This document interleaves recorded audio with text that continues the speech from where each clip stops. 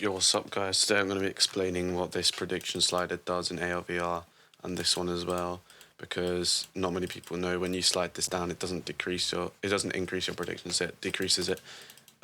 It's literally the amount of predictions in frames. So if you lower it, obviously you're going to get lower preds, but the reason why it looks like lower preds I'm going to get into in a bit. You can see that this is literally the maximum, the slider for the maximum predictions you can have. So I keep it on 50. This is completely different. This is like an exploitation for your motion. I usually play on like 1.6, but yeah, this is tracking smoothing. It's really different. This is like sampling rate of prediction. And then as you can see, this is my MTP is about 40. So my preds cannot be above 40 right now because MTP is total of all your latency. So if you have a really fast movement, so I'm at 80 hertz, right? So it samples every 12.5 milliseconds from my quest, which is 1000 hertz, which is 0.1 milliseconds, sorry. So sorry, 1 millisecond. So my quest samples 12.5 times more than alvr does. So that means if I move my controller really fast, then alvr only takes 12.5 samples. So if this was like 2, say, then it would take 25 samples, right? So the more samples there are, the more smoothed out it will be. So if I'm taking 12.5 samples, then it would the graph would look like this. It would be 1, 2, 3, and 4 samples for the same distance of movement.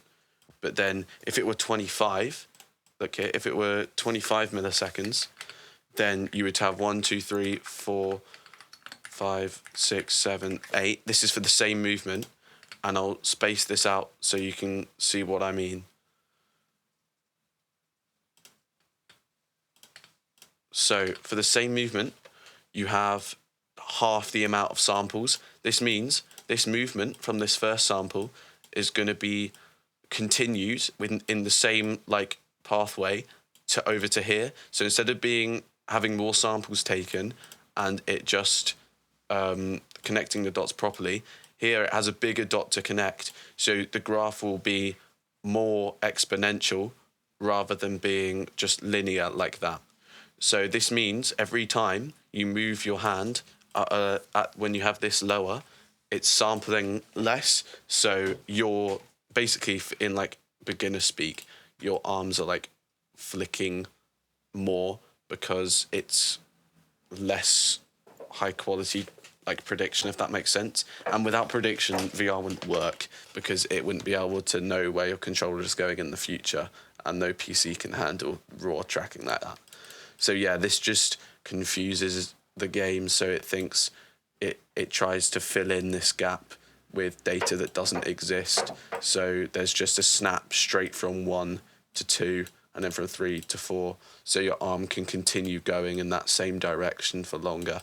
And that's what this angular velocity cutoff would do. If you increase this, it can go for even longer. But yeah. So this does not increase preds at all. It's completely irrelevant. This decreases preds. Preds, you need good preds to actually play like standalone quests. This is like standalone quest preds. This is less preds. So right now you can see I'm at 40 milliseconds. My client system, that is like the quest preds basically. On my headset right now it says I'm getting 19 preds. It's close enough. So 19 plus whatever else there is on here equals 39. So I'm literally getting 20 preds from alvr, which is about right, because it's 12.5 plus whatever frame buffering needs to happen. Here you can see it's going between 3 and 5. So yeah, it's not completely accurate, but it's like roughly accurate.